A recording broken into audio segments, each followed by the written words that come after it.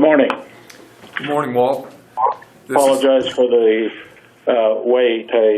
The new time didn't make it onto my schedule, so again, my apologies. This is our High Plains Mental Health Center annual board report, report to the county commissions, and if you're okay, I'll be glad to proceed with that. Go right ahead, Walt. We have the information in front of us, so. Okay, good. That was my first question. If you had the information from our 2019 data reports, both for Cheyenne County and center-wide. Last year, we saw 73 residents from Cheyenne County and delivered about $60,000 of services to those individuals. Across the 20 counties, we saw 6,536 patients, which was up about 200 patients over 2018. In terms of our overall funding at the center, we, for a number of years, saw a decline in state funding for mental health centers, which the legislature did begin making some changes in and has had a positive impact on us. But at the same time, managed care has continued to step in and squeeze down payments for services, authorizations for services. So we've seen a decline in our patient service revenue that has really used up all of the increase in state funding.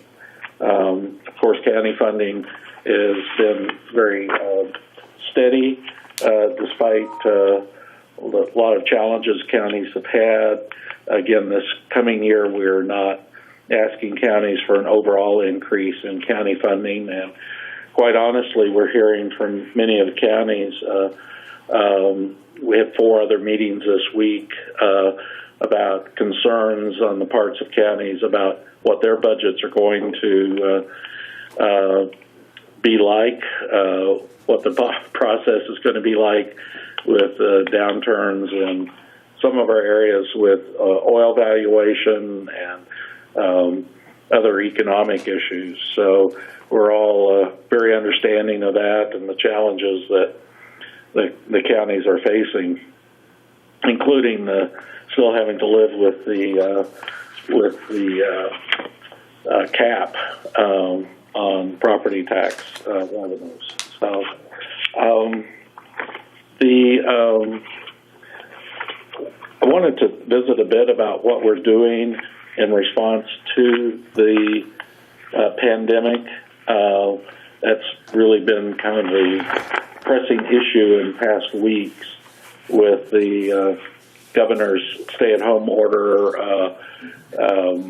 We've changed the way in which we deliver services really substantially, both here at High Plains and across the state at other mental health centers, so that we can reach out to our patients either by telephone or through video conferencing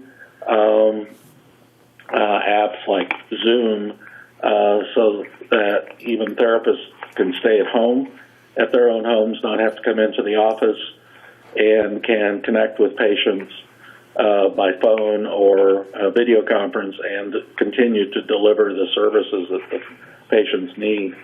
At first, we weren't sure how patients would respond to that, but for the most part, they are very appreciative and thankful that they don't have to get out and about, come into the office to be seen, and that has gone very well. A challenge that we have is, and this is happening at other mental health centers, is the number of new patients coming in has dipped.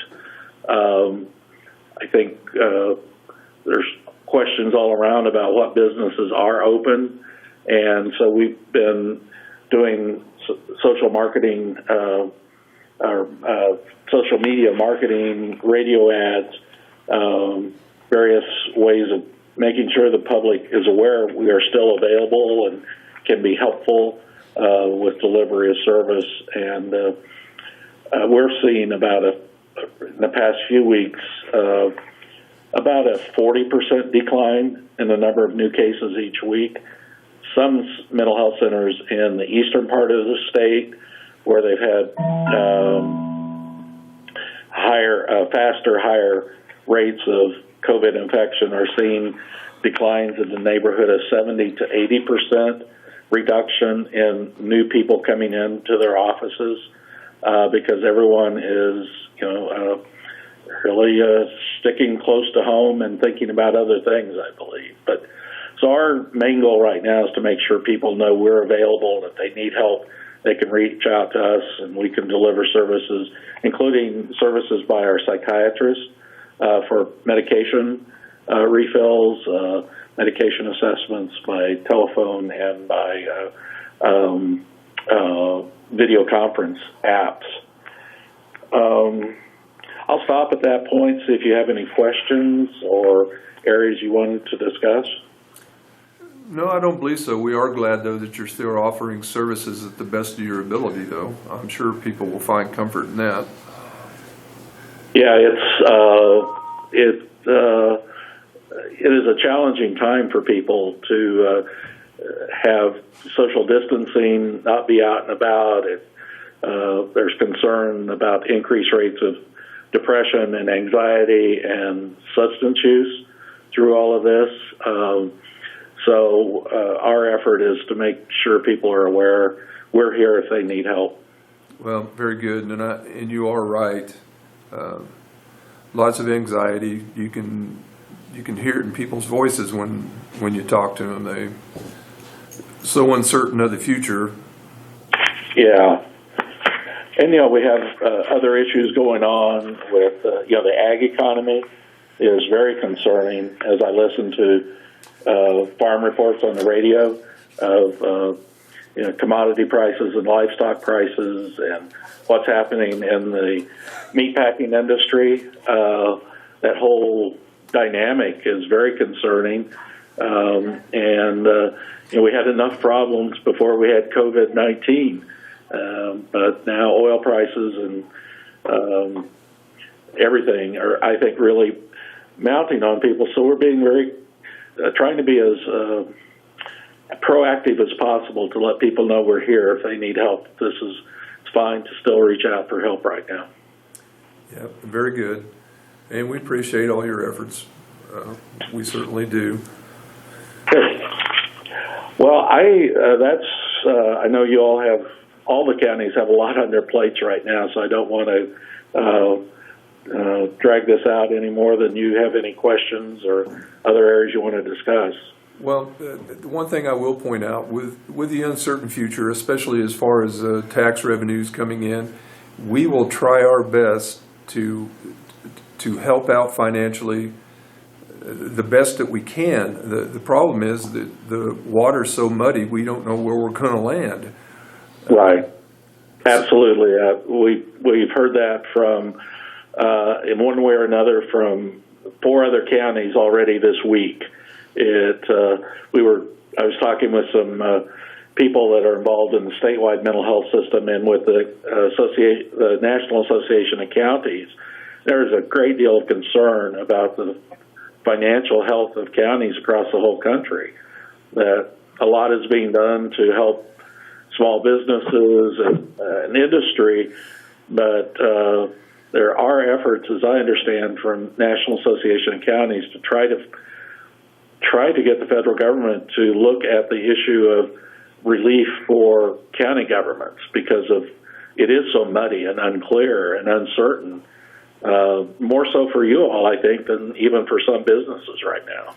I believe that to be true because we have no idea or no way to judge the loss of revenue or potential revenue that we're losing by our businesses being closed and restricting driving, and it's just unprecedented times. None of us know how to handle it very well. Yeah. Well, I'd assure you that we have some people that participate in NACO meetings from our statewide association, and there's a strong effort to advocate through NACO and that something be done to help counties out through this. That in addition to things like the payroll protection loans and forgivable loans, and paying healthcare providers extra Medicare, they really need to look at helping out counties through this. I agree. It's going to be essential to small counties like us. Absolutely, absolutely. So we'll keep our eye on that, and we appreciate how uncertain it is for y'all, and if there are things that we can do to help. It's something that we've been thinking about is, will in fact this allow us to do services in the future much differently, more based on using video conferencing to reach out to people wherever they're at, so that having an office in one place may not be as critically important. That it's more technology delivered services that may help us develop a whole new way of doing things that's even better. And I agree with you. I think that's going to be the way of the future. Even after the pandemic passes, I still think we'll carry on business much that way. Yeah, absolutely. And so, the issues of, the outreach office up there, it may be that there are whole different ways of providing services in people's homes. We're doing that now. In fact, we have psychiatrists that live in other states who we contract with, who are seeing patients in their homes on the patient's iPhone or iPad or their home computer with Zoom, and it's going very well. So I think there are, in the midst of all this darkness, there are some opportunities for us to all keep our eye on. I agree with you wholeheartedly. Great. Well, thank you. I apologize for jumping in late, but if there are things that we can do, please don't hesitate to let us know. Kaylee and Dave, I believe, are on the phone, and so we, by the way, in fact, are going to start doing our board meetings by Zoom teleconference and by telephone, so our board doesn't have to come in. And we appreciate our board members up there. They're very passionate folks and appreciate their service. Okay, as well as us. All right. Thank you very much. Take care and best of luck. Anything we can do to be of help. Is there a chance that you can get this grant back that we lost a few years ago? I'll have to look into that. That was through the hospital, and I know there have been some changes over there at the hospital. I'm not sure about that, but there's some other opportunities out there right now with COVID on to develop particularly video conference kinds of services. So it may be something that we can look at, that there may be some other opportunities to help. Well, it sure would help the budget side of it. Right. Because that must have been about a $10,000 grant. Right. Well, thank you very much. We'll be in touch if you need anything. Thank you. All right. Thank you, Wilbur. Bye. Thank you.